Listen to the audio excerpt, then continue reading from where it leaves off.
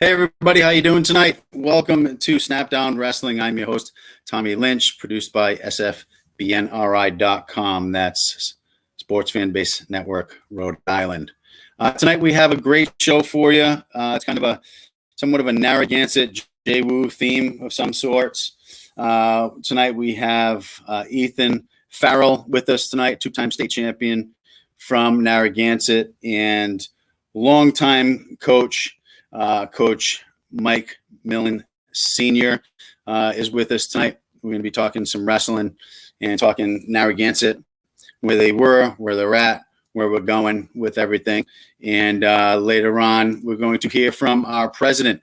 We're going to hear from Tom Galligan, who's going to talk about the latest and greatest and what is going on. What he knows, you heard it here first type of stuff, hopefully. Some new news, some good news, which is what we're all waiting for. And to top us off, of course, we're going to have a refs rules segment. Always good to find out the latest and greatest with the rule changes, and to go over some of the existing rules that we really don't know about. Sometimes parents need to hear this. And thank you again, everybody, for all of your viewership. The numbers have been through the roof. Everybody's watching. Everybody's on board. Everybody is missing wrestling in Rhode Island. So without further ado, let's bring on Ethan Farrell. He's in my lounge. Let's bring him up. What's going on? How are you? I'm good, Ethan. You're going on. How you doing? I'm good, thank you. Good to see you. Thanks for joining us tonight. Ethan was a D2 sectional champ, and he was 2008, 2009 Rhode Island state champ. He was all New England in 2009 as well, and he was the Johnson & Wales University Rookie of the Year in 2011. All right.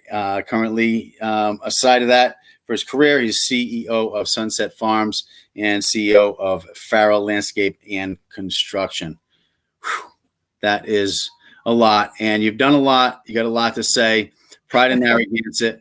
I work in Narragnsett High School, so I'm in there every day as a behavior specialist, and looking at the wrestling program over the past few years. Not doing so well numbers-wise. COVID-19 did not help. Don't know what Narragnsett is going to do this year. I'm a little concerned. We're all a little concerned. We're looking at trying to bring those numbers back up. That being said, let's talk about you, Ethan. Congratulations on all of your success, both on and off the mat.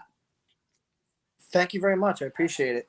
So, yeah, I started wrestling as a freshman in high school. I got a really late start, but I found some success with a few takedowns in a cross-face cradle that I was able to a lot of guys that I shouldn't have in it, because I was at 125. I was really strong for that weight. I think I had a lot of help from the farm with that for sure. And then I knew right away that I wanted to be really good at the sport, and so I went to Carl Adams wrestling camp that summer for 24 days in Boston, and I got my first cauliflower ear there. Wow. And yeah, it was the right one. It was huge. Thing got huge. It was like a golf ball. But intensive camp. Obviously, went intensive. A great camp, and it was the first time I started with notes and really paying attention to studying moves and getting, realizing how things for chain wrestling, how things really come together. And that was huge. I still have the notebooks to this day from those. After every session, I would write down whatever it was.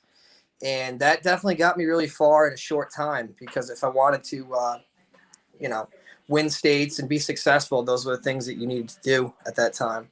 Love BU camp. And Carl Adams, he used to bring on some great coaches. When I went there, he had Nate Carr there. He had Chris Campbell there. We're learning from, top level Olympic athletes. So that's really, really good stuff. Yeah. And then from there, sophomore year, I went on to be 5th in the state. I won my first tournament as sectionals, but I lost to Sean Giblin in state semis. And that was a big one, because I was trying but I mean, obviously Sean's 4-time champ, one of the best wrestlers in Rhode Island history, in my opinion. From Cranston West. Yep. From West, of course. During the Matt Clayson run, there. Oh, Serge was also helping out as assistant at that time. His daughter was on the team. Good, incredible team that run. The 2005-2009 Cranston West was on fire. yeah, they were really good. And so from there, I was like, well, I might as well join Mayo because I knew of Serge. I'd see him at tournaments and stuff. And then that off season, I talked to him actually at a tournament at Narragnsett. And he's like, why don't you come up and work out with us? So I started that, and that pretty much changed everything going into junior year. I mean, I had a lot of success with Tony and Mario. Mario and Tony were great as far as the mentality you had when you went on the mat. But there's a different skill set that I was able to, and the iron sharpens iron is what Serge always says. And the room was so competitive, and everyone had the same common goals at Milwaukee, and that really propelled me for junior and senior year. Even though junior year at sectionals we had a hiccup at sectionals, and I'll never forget I lost in semis to Ryan Irving, and I was so pissed over in the corner at Vets. And Serge came up to me and goes, it's not states. Don't worry about it. We have a week to fix this. And that week, he literally, like, my whole takedown game, for some reason, I lost all confidence in it.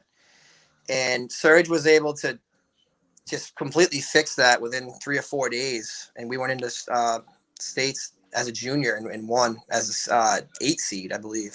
So that was You were an 8 seed. Yeah, I knocked off the 1 seed 7-6 from LaSalle in quarters. Wow. Yeah, that was a big match. And then I had a rematch with Irving in semis from he was from Tollgate. And I beat him, I think 10-3. Finished the match on his back. So that was a good one. That was the fun year as I call it, because the senior year it wasn't fun, it was stressful. It was once you win once, everyone's gunning for you, everyone wants you to lose, So and then it's like that old thing, if you're an 8th seed or you're 6th seed or 4th seed, 3rd seed, you don't have much pressure on you because you're expected to lose, right? But exactly. when you're 1 seed and you're winning all the time across the board all year, people are gunning for you. They're training for you. They're looking to knock you off. They've got nothing to lose now. The pressure's on you. Yeah, so I can see senior year probably being a little stressful for you, right? I almost got knocked off. Maroney, almost from Cranston East, he hit me with my favorite takedown. Tricep knee dump. He caught me with it, put me on my back, and I clawed back into the match with a cradle. And then he got a stalling call late, forced overtime, and then I just went right off the whistle for a takedown. And in overtime, as you know, you don't wait. Bad things happen when you wait. So just go. Right. Strike first, strike hard, no mercy. Right. Yeah. The way. Exactly. And the Narragnsett way at the time as well. Who was coaching Cranston East at the time? Was it still Chris Trebelli and Coach Paul Giarusso, or was Penza there? Shoot, I'm spacing on his name. He wrestled at Rhode Island College. Coach Trebelli. No, it wasn't Trebelli was. I don't believe Trebelli was there like Coach Millen in Narragnsett. Trebelli was there for forever. Younger guy though. He was okay. Yeah. Okay. I can't remember his name. I'm blanking on it. I was out of the loop then. By that time, I was in Vegas. I'll have to check that out. I think I'm friends with him on Facebook. I should know this. This is awful. Mm-hmm. Okay. Anyway, go on. So moving on from there, placed at New England. We were top 4 senior year. That was a really good run. I lost first round and had to wrestle 6 straight, I think 6 or 7 matches all the way back. Wow. We were able to beat some really, 3-time champ from Vermont. And it was a really stacked weight class that year. I think first and second. Joey Eon was second. The kid from Lowell won it. He went D1. And it was a tough weight class. So it was really respectable to place at that. And I felt pretty good about going into college for Johnson & Wales at the time. I already knew I was going to wrestle there. So that was something I kind of already had set. So that was nice for business and psychology. Yeah. And my freshman year, I tore my knee like 2 weeks before the season. So that kind of put that off as a red shirt as a freshman. And then the knee was kind of, it was better, but once you get injured like that, sometimes it's you don't feel the same, when you hit moves and stuff. So that was kind of tough, but I tried to battle back as best I could with that. And then the the following year, I was in and out of the lineup as a starter and became the rookie of the year. So that was pretty cool. That is cool. That's definitely a great honor, especially those coaches were wrestle for it too. Yeah, they're definitely great coaches, legendary coaches. You got Lonnie Morris, Brian Allen, great wrestlers, both state champions. Obviously, Brian Allen, one of the best wrestlers. He was wrestling when I was there. He would scrap for at least half the practice during live rounds, and he was still. I mean, I don't know if he still is now. But that was like between. No, I think he got blasted. Like someone hit him with a takedown, like he just blackened his eye and busted his nose, and he's just like, "Okay, that's why you don't wrestle at 15. You just coach." Something that are correct, yeah. But he can still scrap. Make no mistake about it. That was a joke that he said. I'm not cracking on Brian Allen, believe me. But he came out of Burrillville. He was, I think, he was a 3-time state champ, if not 4-time, along with Rusty. Scotty Carlson, Rusty's son. Another 3-time state champ, all on the same caliber, just really great wrestlers and great coaches and great giving back. And the program they built at JWU is just like a phenomenal program. And I mean, they're a perennial powerhouse now. They are. When I was there, we would crack the top 30, and that was awesome. We knocked off Augsburg my I think sophomore year, and that was when things really started to get real. Where they were, I mean, the whole plan was always in motion every year. Those guys that was the goal, but it's really come together in the last 5-6 years, and it's really great to see. So yeah, certainly. Now for some of the high school kids looking on, that of course you got your youth program, you got your middle school program, and guys coming in a freshman, some of them have 6-7 years experience. Here you are, you walk in as a freshman, you just start wrestling in high school, junior and senior year, you win the state championship and place in New England's. How did you do it? I mean, that's the question that we really all want to know is, what was your diet like? What was your workout like? What was your mindset like? Well, freshman and sophomore year, I was I cut back to 125 as a sophomore, which if I could go back, I wouldn't have, because it was too much of a weight cut. Sometimes you got to know your parameters there and just not really push it too much. I should have been a 135 that year, 130. And then, so after sophomore year, I decided that I wasn't going to cut too much weight anymore. It wasn't worth it. It's just taking such a toll on your body. So I actually jumped 4 weight classes from 125 to 145. And that was the best thing that I ever did. I was able to train more, have more energy. I wasn't so focused on the scale. I was focused more on the time I was putting on the mat and the things I was doing to, become better at the time. Okay. So my advice would be, don't focus too much on the weight cutting. Put yourself in the right place with the right people, and good things will happen. And every day, just work hard. And that was pretty much my philosophy. Right. So were you lifting weights? You said at the time, and yeah, there was a weight program I was doing in the morning. So mornings I would lift, and then we would have our high school practice, and then freshman and sophomore year I would go to South Kingstown after Narragnsett practice. Yeah, we practiced right after high school, and then James Barbera and Pope. I actually learned the tricep knee from James Barbera. James is another one of the great wrestlers for Rhode Island. Yeah. And he taught me the tricep knee, and he was just so crafty. Everything James did, he didn't no wasted energy at all with James. Everything he did had a plan, and I learned a lot from that with him. And then so as junior and senior year came along, I was able to get more time, lift in the morning. I think we have team pictures from your junior and senior year as well somewhere. Yeah, there you go. There we go. that was junior. Yep, junior. And you guys were division champs. We were. Yep. And then division champs. I think we were 4th in the state too. It was the best. We put 3 in the finals junior year. Yeah. Workout partner James Kramer. So it was 45, 52, and heavyweight for Horan. He made the finals too. So nice. Yep. Nice. All good stuff. Narragnsett back in the day, winning their division. Like you said, putting state champions out there. You had 3 in the finals. Really, really good stuff coming out of Narragnsett back then. When we come back, we're going to talk about what's going on with Narragnsett now.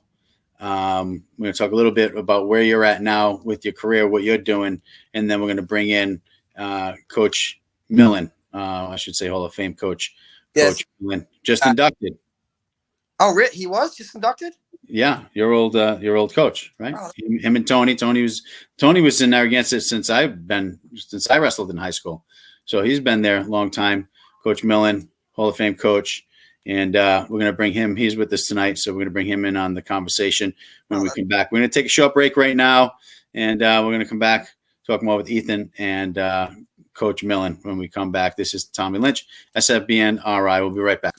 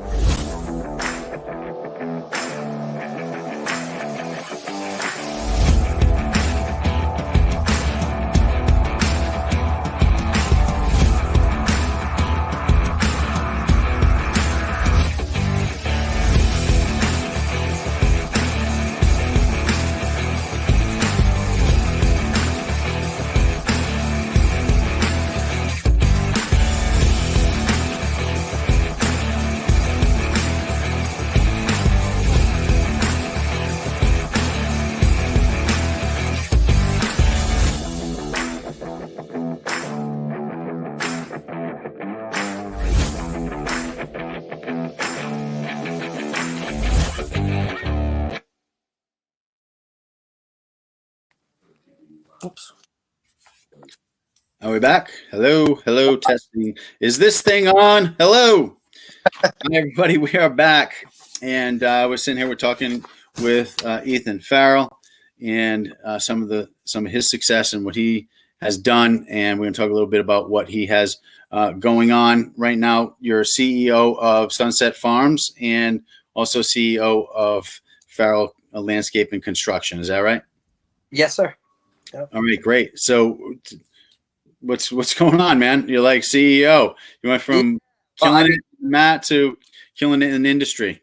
How'd that happen? When I came back to the farm, it was right around when farm to table really started to explode. Everyone wanted fresh products, and I saw a really good opportunity there for me. And we're able to be at the peak of before Corona.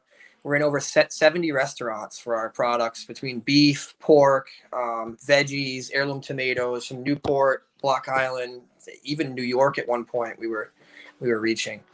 And the other thing I wanted to do with the farm was eliminate waste. So the way I was going to cut down on waste was with food trucks. So say a tomato has a bad spot in it. Now we're cutting it up and making a tomato grilled cheese or making an heirloom salad, a caprese, if you will. Mm-hmm. And that became a really good, in 5 years. I mean, it was definitely a tough market to break into. Food trucks would not, I definitely might've taken it a little lightly at first. You know, it's one thing to get a food truck. It's another thing to have one that is successful, and You got to be in the right places. So, I mean, just getting on like the main strips of festivals, and, you know, I started at Charleston Seafood on like the back side of the whole strip. We weren't even like visible in the first 2 years I was there. But, you know, you just keep working, same lessons you learn from wrestling on the mat. Just keep pushing and good things will happen. Keep working hard. And now we have 2 food trucks. We're about to build a third one for breweries and smaller type events, because with Corona, the festivals are definitely out for, in my opinion, the next 2 or 3 years, I would say, until we get thousands. I mean, think about what a festival is. It's thousands of people all together. So. Right. It's tough. And then on the landscape side of it, I was able to add more hardscapes. We've been doing more site work. We added a lot more equipment and just helping Dad as far as keep everything in the right direction. Because he started Farrell Landscaping in 85 with my mom. So, and they just cut grass at the time. Mm-hmm. So now we've been able to do a lot more different types of work, a lot more diversified as a company for sure. So, but nice. He won't say that, but I will.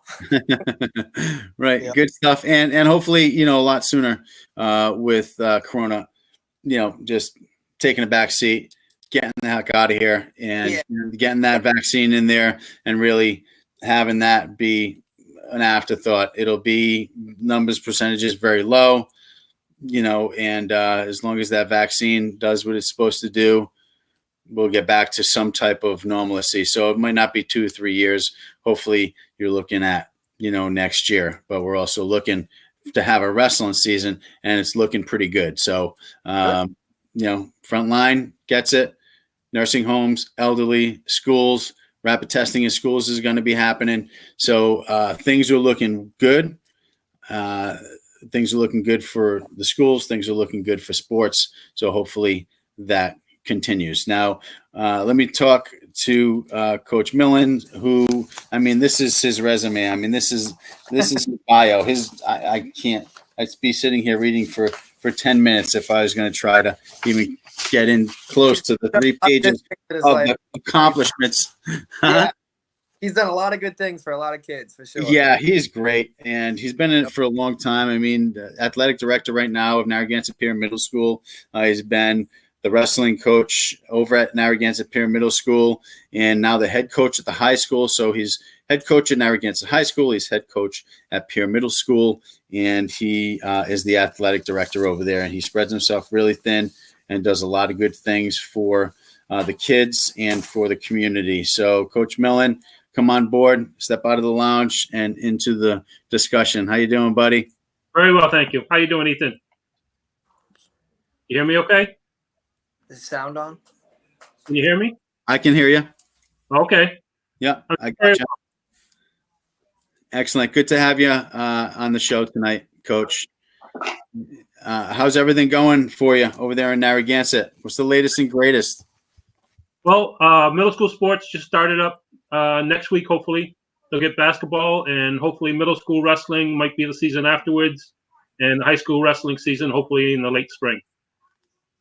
Okay, right. So you're looking at middle school wrestling starting in like that first spring, because I know that they've split it up into first and second season. Correct. Hopefully first spring, yes. Okay, that would be great. What do you got going on for youth program in Narragnsett right now? Not right now, but in the past, and how is that feeding the elementary school into the middle school? Because I know that the middle school last season was looking like it was going to be pretty good, and the numbers were starting to come back. Correct. We started a team at the middle school level, 2012. Prior to that, it was just a youth program through South County Youth Wrestling, and that has been very well since the Nelson brothers started that in 1999. I joined in 2000. Had all 3 of my boys go through it. They did very well. Got them into the high school, and then we started the middle school program.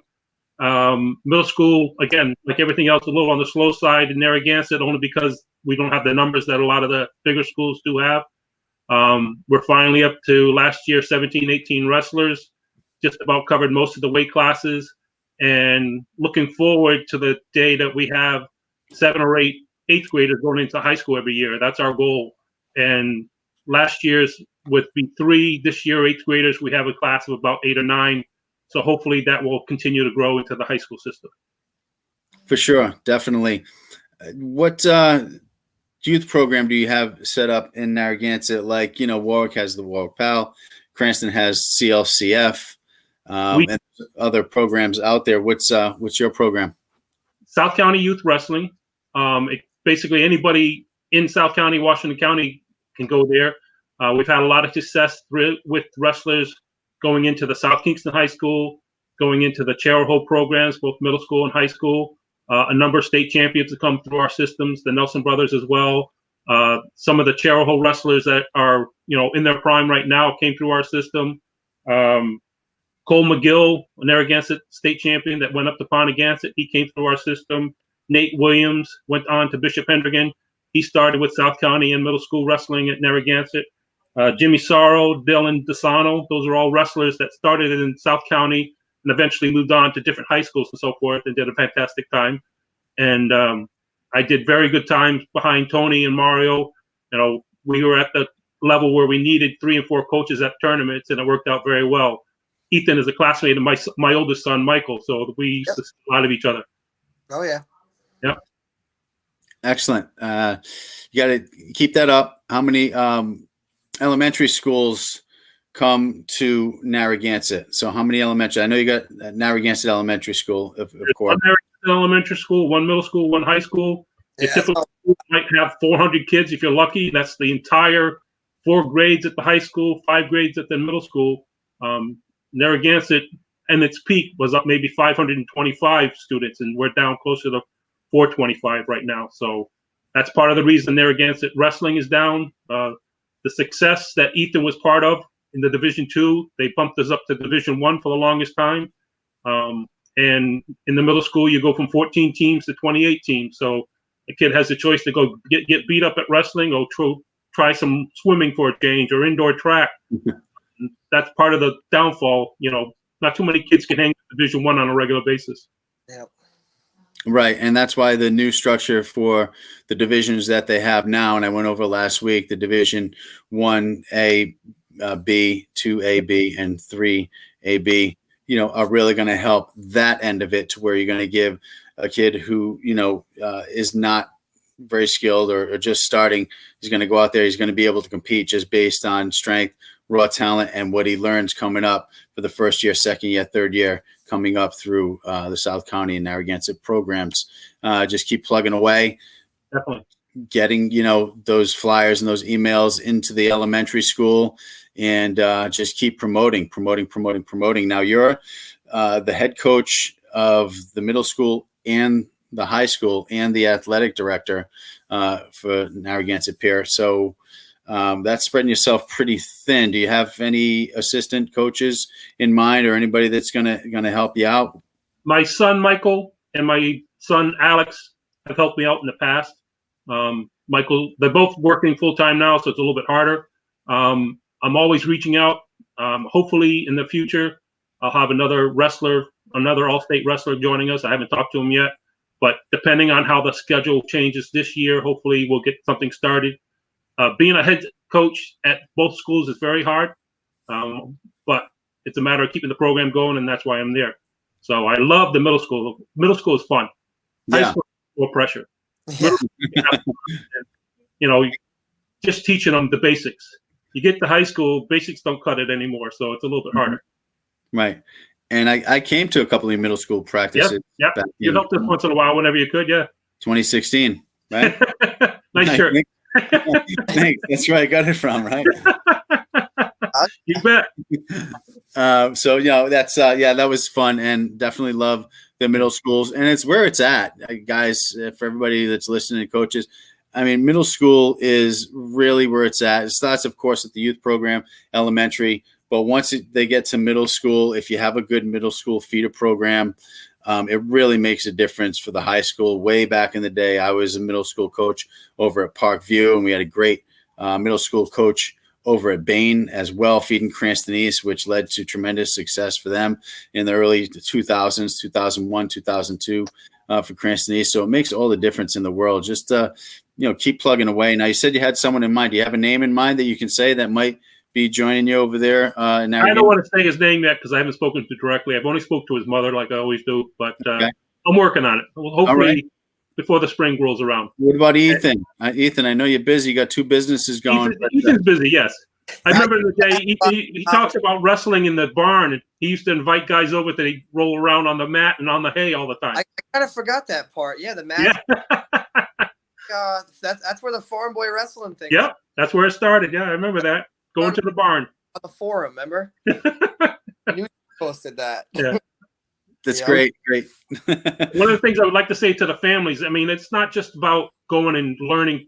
There's so many other things they learn in wrestling that makes them a better person, a better athlete. They don't have to stick with wrestling, but if they try it in middle school and they try it in high school, I mean, walking in town and seeing the people that you're never going to see them in the headlines, but they'll never forget about being on a wrestling team and dealing with all the other buddies and boys and girls. I have a couple of girls this year, and the last couple of years have done very well. But it's out there. It's really something to learn. It's you learn more about yourself in a matter of a couple of years than you will in a lifetime sometimes. Certainly, and that carries over, like Ethan was saying, just the drive and the never quit attitude, and being able to win gracefully and lose with dignity. I mean, these are the things that wrestling teaches, that sports teach in general, but more so in wrestling for some reason, because it's that one-on-one. You're out there, and it's tough. It's tough to be a champion there. And if they say if you can be a champion at wrestling, you can be a champion at anything, as long as you continue that mindset and you continue that passion and that drive. So good work. And we can't thank you enough for giving back the way you do, Coach Millen. It's unprecedented. And again, congratulations for your Hall of Fame induction this Thank year. you. That's That's awesome. Hopefully we have a banquet.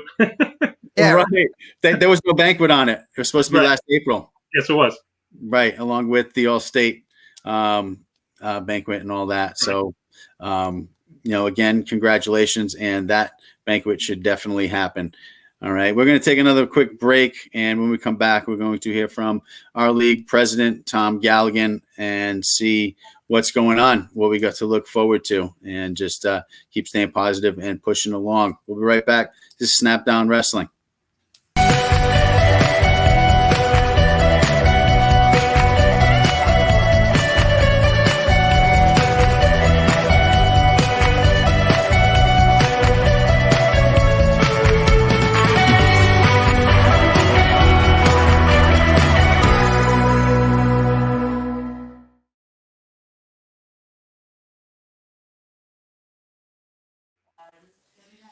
All right, we're back. We're back, guys, with Ethan Farrell, with Coach Mike I'm here. Millen. Hey, how you doing? Good. No worries. Didn't you run for council? And didn't Michael Jr. Yes, thank you for that up. for a seat? Is that correct? Yes. Ethan was school committee. Yep. And Michael was town council. They both had last. And the Nice. mail-in votes got us both, if I recall. Yes. Yeah, I heard it was pretty close. Yeah, one Pretty vote. close. One vote for me. It was One vote. Yep. Yeah, we did the recount process. We did the whole. It was like, yeah, it took about a week and a half to actually work out who actually won, because I won, then I lost, and then it went back. Then there were overseas ballots that were coming in, and then Wow. we finally had the recount that was approved by the Board of Elections. Yeah, And yeah. we were in this back warehouse with these two machines running, and it was pretty crazy, the whole process. But I still lost by one, but we'll definitely run again for sure. Okay, sounds Yeah. good. Sounds good. We also have waiting in the lounge. We have Tom Galligan, our Coaches Association president, and let's bring him on in right now and see what Tom has to say. Tom, how you doing, buddy? Hey guys, how you doing? Doing Hey, good. Hey Mike, congratulations, Mike. You earned Thank it. you very much. How you doing, Ethan? Hello, how are you? Good.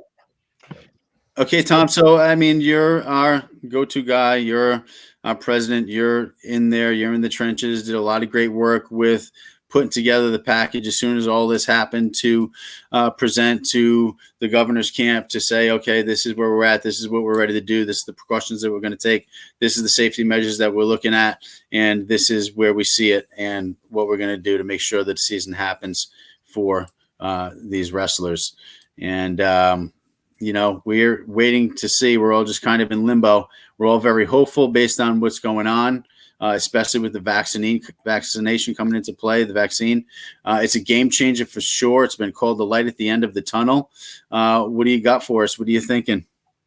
Well, I've been keeping in contact with Bobby DiMuccio, who's the principal in charge of the Wrestling Coaches Association. He's the go-between between us, the Interscholastic League, and all the principals committees and everything else. And Bobby's great. He's 100% behind us. Former coach, former wrestler, college wrestler, all that kind of stuff. And he's been keeping me pretty much in touch. And it's like anything else. It's a fluid thing. We're not sure. Right now, there's a tentative start date of April 26th. Tentative, very big capital letters, tentative. But the Interscholastic League wants us to have a season. They don't want to lose any sports this year. They want to get us in. It wasn't just me. It was a whole coaches. We had an executive committee that put together a bunch of protocols in place. We took everything from the whole country, all the protocols from USA Wrestling and the National Coaches Association, other states, and everything else, and gave it to RIIL to see if they'd approve it, and they have it. And they're on board with us starting a season, a shortened season. Obviously, they were talking about just league matches, a state tournament. They even talking about freshman JV state tournament, tries on the weekend so that the weeks will open, and they still 100% us having a season. So hopefully it'll go down. It'll be spring 2. You're going to have the spring 1, which will be football. Right now, again, everything is, kind of how the future goes, obviously, with everything in life right now. But spring 1 would be, I think, football, I believe. Football, girls volleyball, and unified volleyball. And then spring 2 will be the typical spring sports with wrestling thrown in. I'm not sure if there's any other ones thrown in there. Obviously, it's tough because if you're a baseball player and a wrestler and things like that, all that stuff will have to be worked out. But yeah, they're talking about us having a season. I talked to Bobby actually again this afternoon. Like I said, probably every 2 to 2.5 weeks, I talk to him just to touch base and make sure everything's going right. Mm-hmm. And he said, no, the Interscholastic League is 100% all sports having a season this year. So that's good news. They're not shutting anything down yet. That is good news. That's great news, actually. So glad to hear that. And we'll be competing with basically lacrosse and baseball. Yeah. Right. Now, that being said, I heard that they're going to be able to play 2 sports. There's going to be a situation where there's going to be a primary sport and a secondary sport.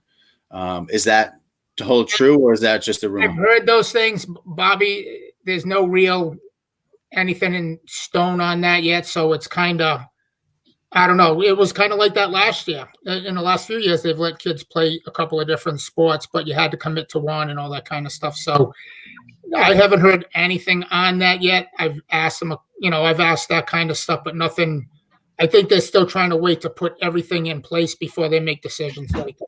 Even on our protocols, we haven't heard back yet positively if this is what they're going to accept. Because even if Rhode Island, if in Scholastic League accepts it, if the principals committee accepts it, and then it goes to the Department of Health and they say, no, change this, this, and this, we'll still have to follow what they tell us to do. And who knows what the landscape's going to look like by the time the season rolls around. If the vaccines do come and things are looking better, things change. So right now, the best thing I can say is, they're 100% us having a season, 100% behind it. But you see what it's like every day. Things change. So absolutely. I mean, the changing of the guard too. I mean, the governor. Right. Let's face it, she's out, and you got the Lieutenant Governor McKee who's going to step in. I mean, that would be the natural order of things to happen. So, lots of things are changing. Lots of things are happening, but so far so good, and everything sounds good and looks good on paper. So we're going to keep our hopes up with that. And you said an April 26th start. With an April 26th start, where is the finish? Tentative with a giant T. Tentative, yes. Nothing for sure. But it's definitely not going to be sooner. It's not going to be a March 8th start. No. Because that's spring 1. That's spring 1, from what I understand. It's probably better for us because last time we met, we had suggested, and both, the coaches we meet, every month or so, and we had suggested to move it back. At first, we were hoping to keep it in the winter, but then by the way things were starting to look, we knew it wasn't looking good. So we asked to move it back, and they accepted it, and they thought it was a good idea. I don't think no matter what, we would have had it in the winter. Even if we pushed to have it, I don't think it would have happened. It's not in a million years. So right. It was best off doing what we did. You know, the executive board, yourself, Ed German, among all the other coaches, when we had that meeting, agreed, full-heartedly and unanimously that, let's just put it out there that it's going to be a spring thing, and we'll see if we can even get it in. And Bobby DiMuccio has done so, and I can't say enough how much work he does for us and how good he's been for our association, organization, and everything else, because he's at all kinds of meetings and he pushes. Like I said, a lot of times, administrators, they kind of say, yeah, and don't. Bobby's the exact opposite. He does whatever he can to make sure that we're going forward in a positive note. So I can't thank him enough for all the work he's done for our organization. Absolutely. It's great. Thank you, Bobby, for sure. You definitely work hard, and you're right there on top of it. And we definitely 100% appreciate that big time, because we're all looking for that season. Let's take a real quick break, and then we'll come back with wrapping it up with Joe Gravina and refs rule and see what's going on with the rules. Tom? Thank you very much for doing this, Tommy Lynch. Good job, kid. Thank you for Thank you for doing this. Really appreciate it. Thank you. No problem. Thank you guys as well. Behind all the time, you know what I mean? You guys are wrestlers. They think we're all a little crazy, but this is a great forum, which we probably are to be wrestling. But For sure. this is a great forum to get it out there and get our information out there for people. Thank you, Tom. You're welcome. No problem. And it's going to get bigger and better. And we're going to have more information as it comes. And it's kind of like you heard it here first type of thing. As soon as it comes in, we're going to try to get it out to you. And most importantly, we're going to keep our hopes high, and we're going to keep our drive going and staying positive and putting out those positive vibes into the universe to make sure that we have some type of a season. And barring any unforeseen problems, it's looking really good. So we're all really excited about that. Yeah. Stay tuned. We'll be right back with Joe Gravina and refs rules. Thanks, guys. Hang tight. We'll be right back.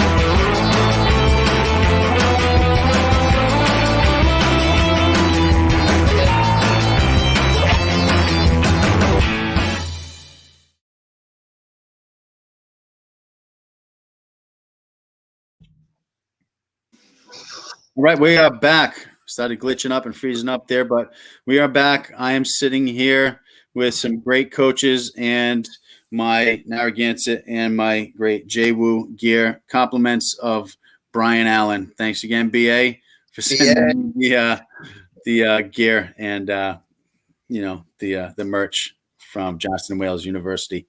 Really appreciate it. And we're going to bring Joe Gravina on board. He is a two-time state champ. Also is 01 and 02 state champ of 189. He was third in New England's state finalist in 2000. So he's a three-time finalist and started officiating in 2003. So right after high school, got into reffing and is just great. He's consistent. He knows his stuff. He's unwavered, undeterred, but he's wicked fair. And we are lucky to have him. So Joe, come on in, buddy. Thank you, Tom. Appreciate it. You're welcome. Thank you. Thanks for joining us tonight. And just wanted to bring you in for the ref rules segment to go over some of the rules and just to clarify a couple of things. One being just back points when that starts happening and the counts on that. Mostly everybody knows that, but they're not sure of the degree of the angle when back points should start happening. So we would like to hear about that. And then we would like to hear about the order of technical violations versus unsportsmanlike conduct versus, you are disqualified, the DQ. So go ahead, get it started. And what do you got for us? Well, like you said, the first thing you wanted me to talk about was near fall or back points. And this is one of the ways that an offensive wrestler or the wrestler that is in control can score. Specifically, it has to be the offensive wrestler. A defensive wrestler cannot score near fall points. A wrestler in a neutral position cannot score near fall points. It has to be a wrestler that has already gained control or is in control. And basically, the general is that they're exposing their opponents back to the mat for a certain length of time. If they can do it for 2 continuous seconds, they've earned 2 points. If they can do it for a continuous count of 5 seconds, then they've earned 3 points. And then when they earn those points is determined based on when the situation of danger to that wrestler is over. So the points themselves are not, although they're held by the referee to show that they are given or that they will be coming, those points are not awarded until the danger for the defensive wrestler, the pinning situation that is occurring, has ended. The biggest thing that most people have questions about when it comes to near fall is what it constitutes near fall, what are the criteria in order to meet a near fall count from the referee, and then when does a near fall situation end. So there are actually 4 ways that you can start counting for a near fall or enter near fall criteria. Any of you guys know any of the 4 ways? How about you, Tommy? I know you've been around this for long enough. Give me one of those 4 ways that you can get that near fall criteria. Say that again, Joe. One of the 4 ways that a wrestler can enter near fall criteria. That I can get on you when I break the 45-degree plane, right on the There back. you go. All right. So now the typical one that most people understand is the concept of a 45-degree angle. But one thing that some people tend to get incorrect is that 45-degree angle can only happen in one direction. And that is when one shoulder is on the mat, the other shoulder is what needs to be within a 45-degree angle of the mat. So some people misinterpret the 45-degree angle to also possibly be from butt being tipped backwards. That doesn't exist in that situation. It only exists when one shoulder is in contact with the mat. The 45-degree angle is determined by where the other shoulder is. So if the angle of the back starts to create less than a 45-degree angle, then the near fall count will start. Anybody have another one? Ethan, you want to jump in there? That was the one I was going to say, honestly, the 45. Okay. Either that or you right on his back, I guess, with a throw. That's Well, I mean, yeah, but one of the near fall criteria would definitely be met if you were thrown straight to your back. But I'll prop you off in another one, and this is one of the ones that is typically everybody understands and sees, and that's the high bridge. So when an opponent is bridging directly off the point of their head, that is constitutes near fall criteria. So anytime a defensive wrestler is in that high bridge scenario, that will give you a near fall count. There are 2 others. These are the ones that most people haven't really heard of in colloquial terms. One of them is a defensive wrestler resting on both elbows. So if they are bracing themselves with both elbows on the mat going backwards, if they're being tipped backwards, both elbows are in contact with the mat, that will start a near fall count. And the last one is if any part of their pinning area is within 4 inches of the mat while their back is exposed. So this is the one that typically happens from a butt seat takedown or something where they're tipping backwards like this, or sometimes high in like a tilt situation when nothing is really in contact with the mat. The count would start when they get to that 4-inch distance to the mat. Now, obviously, we're not out there with protractors and rulers, so that becomes a referee's judgment call, same as with the 45-degree angle. But most often than not, 4 inches is usually about the width of your fist. So if they're in that fist width to the mat, that's about when the near fall count will start. And that's near fall criteria. So you have your 45-degree angle, your high bridge, your both elbows situation, bracing with both elbows, and a 4-inch at something in the pinning area within 4 inches of the mat. Those are the 4 ways we can get into near fall criteria. Very good.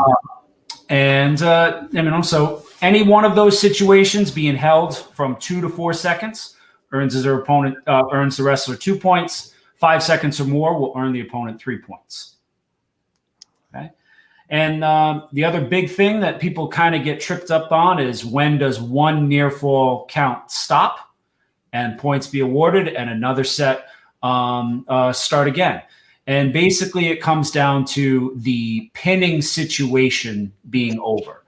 Now that pinning situation is very loosely defined in the rule book.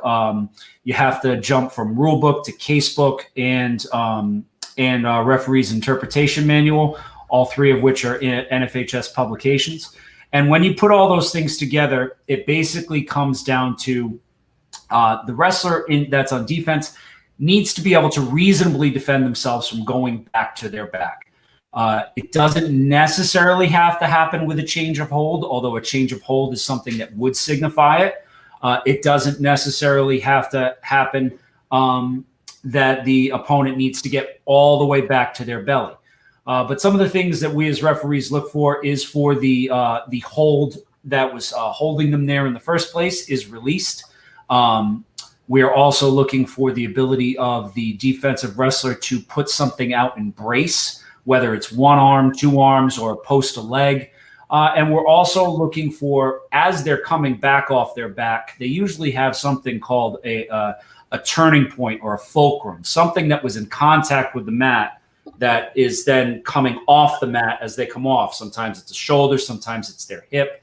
We want to see that point of contact that they were turned on to release itself from the mat and clear itself. That gives us a good understanding that that wrestler may have created the base strong enough with which to stop themselves from going back over to their back and the situation being different. Right. So, Excellent. Great. questions? Anybody got one? No? Joe, do you run into a problem with guys, and I notice this, especially with the younger kids, when they break the 90, everybody's yelling, "Oh, they broken the 90," right? Don't you run into that all the time with the You do, and sometimes it comes down to the misandry that some referees, it's not really a specified mechanic or a mechanic that is defined by a referee's manual, but most referees will give some sort of visual signal to show that near fall criteria isn't met yet. And a lot of times when you're getting that tilted, they're taking their hand and they're kind of posting it up and down, showing you that I'm not counting because we haven't gotten to where I need to be.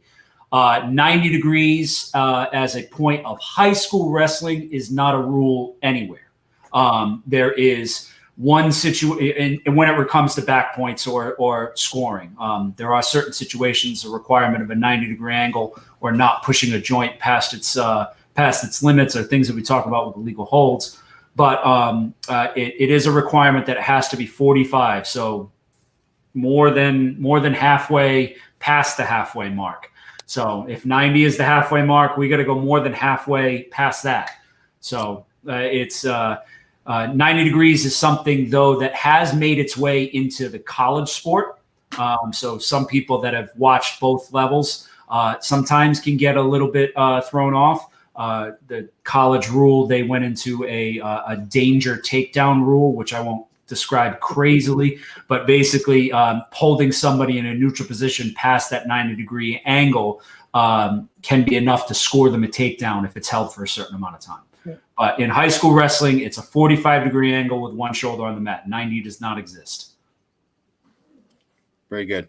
I'm glad you explained that for us coaches and our viewers as well. It's important. Yeah, you have to know that stuff. You really do, because like Coach Galligan said, people and coaches and parents are yelling, for back points, and they're not understanding that. They're just thinking, just break that plane. And the biggest thing that you tend to get with misunderstandings, and it happens with referees too, is they have learned the sport through word of mouth rather than actually reading the words off the page. And so, the colloquialism of listening to the concept of a 45-degree angle. So they hear that, they understand that near fall has something to do with a 45-degree angle. They start shouting that he's broken the plane. They start shouting the 45-degree angle. And it may not even apply to that situation because there's not a shoulder on the mat. It doesn't exist at that point. There's nothing I can consider when it comes that way. So understanding the whole aspect of the rule and knowing that there are other criteria that we even look for beyond that 45-degree angle goes a long way to really understanding what it is that we're seeing. Nice. Okay. On to the next rule of unsportsmanlike conduct. How does that take place, and what's the penalty for that? So the best way to kind of describe this is that penalties in wrestling are broken down at their base level into two separate things. Things that happen by contestants off the mat and things that happen by contestants on the mat between the first and last whistle. Okay. So those two distinctions are really important because who commits an infraction will, depending on what their role is at that time, really depends on what the actual penalty is for that.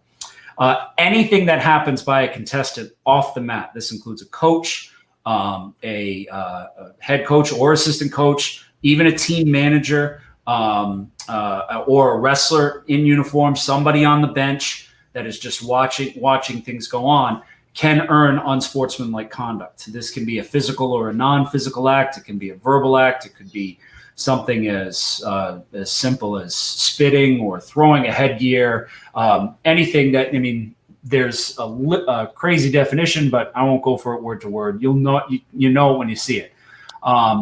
But if it happens by somebody that's not actively involved in the match, not an active wrestler in between those two whistles, that will cost somebody a team point, whether that's happening at a tournament or a dual meet.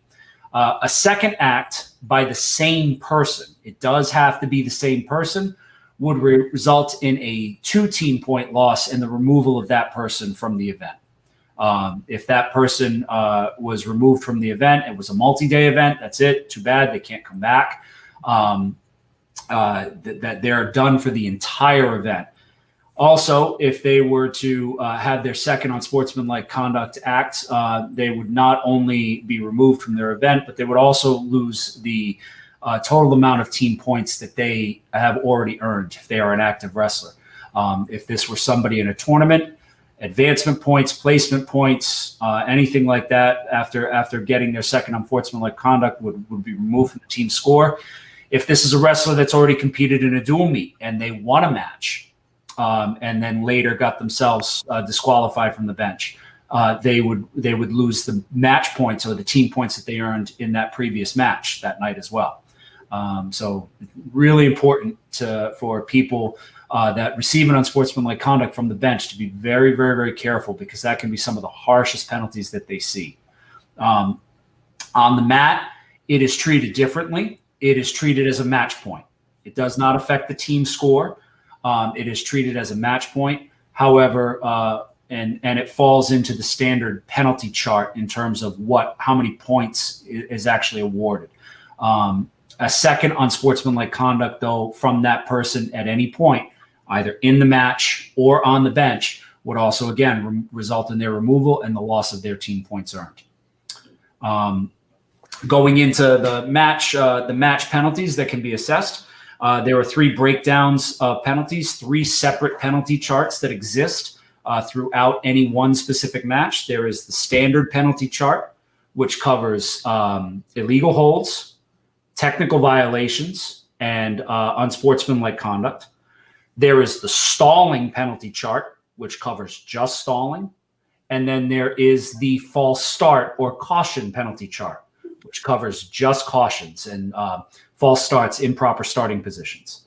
The first one is the one you kind of asked me to space on the most, which is that standard penalty chart that comes with no warnings. Any infractions that occur in that is immediately a point for the opponent. A subsequent violation of any one would be another point for the opponent. A third violation would be 2 points for the opponent, and a fourth violation in a match would be a disqualification. And that's for unsportsmanlike conduct? That would be any of the 3 things that get covered in there: illegal holds, technical violations, unnecessary roughness, and unsportsmanlike conduct. Yep. Any of those, sorry, I said 3, it's 4, would fall into that role. Unsportsmanlike conduct, although it falls into that penalty chart, has additional aspects that come to it. An act of unsportsmanlike conduct by a wrestler in a match not only has the penalty point, but it also changes how overtime is wrestled. Anybody that it then makes it to the ultimate tiebreaker would automatically lose the choice option to their opponent that had an unsportsmanlike conduct in the match. Whereas typically that's determined by the first point scored in the match. As I said, any second subsequent unsportsmanlike conduct would remove that wrestler from the match entirely.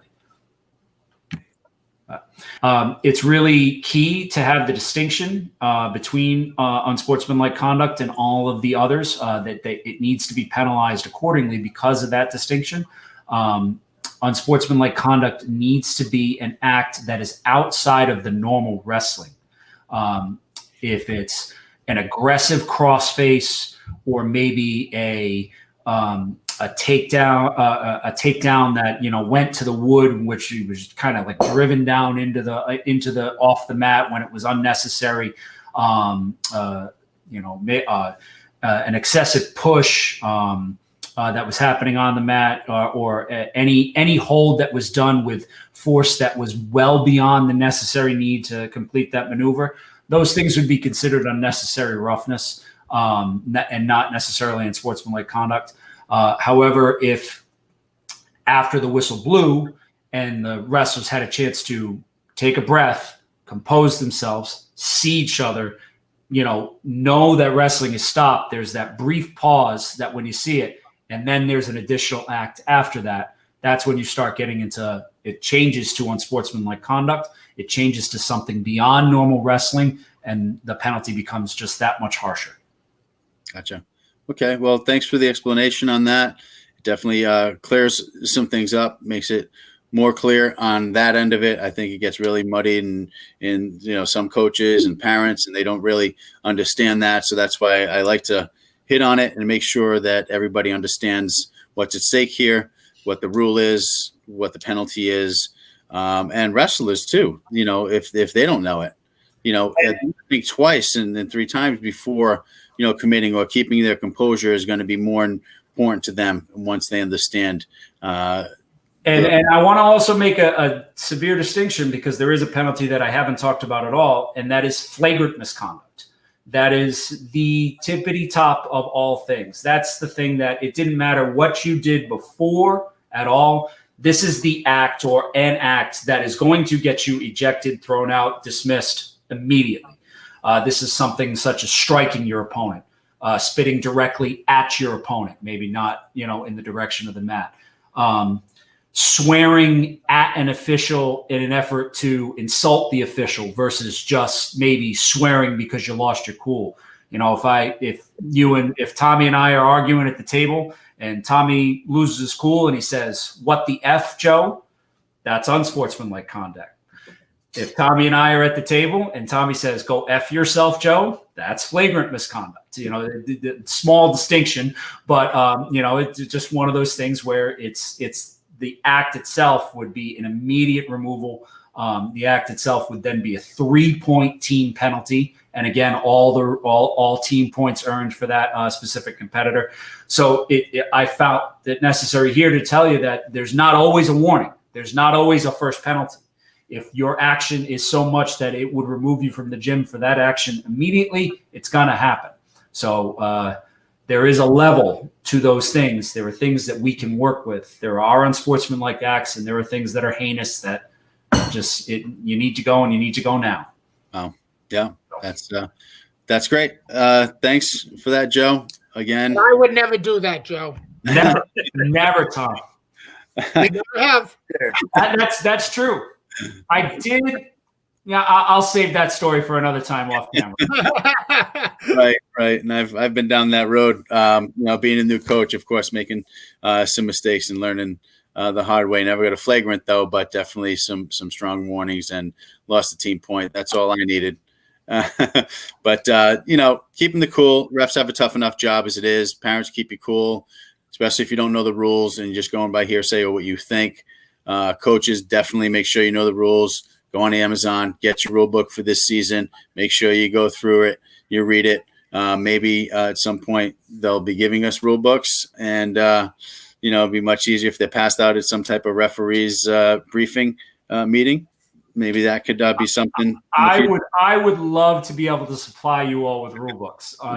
Unfortunately, the Interscholastic League does not give that to us as a purview. We have to purchase them ourselves through our referees group. We supply them as part of our dues to our referees every year. It's just on Amazon. Maybe some of the Coaches Association can put in with their dues. You just go on Amazon and get it, Joe? I mean, is that you can go on Amazon and get it. It's $7. Is that the easiest way, would you say? It's probably the easiest way that I could tell you. $7 there. If you've got an iPad or an iPhone and you want to read it that way, the Books app or anything like that, I'm assuming something in the Google Play Store would have something similar for Android users. But it's available, published wide. I would also highly recommend to those that struggle reading stereo instructions or things that sometimes don't always follow a logical order, that rather than just purchasing the rule book, they also purchase the case book. because the casebook does a comprehensive coverage of all of the rules, but it does it from a point of view of asking a question or a situation first and then citing the rule to show you how a rule would be applied.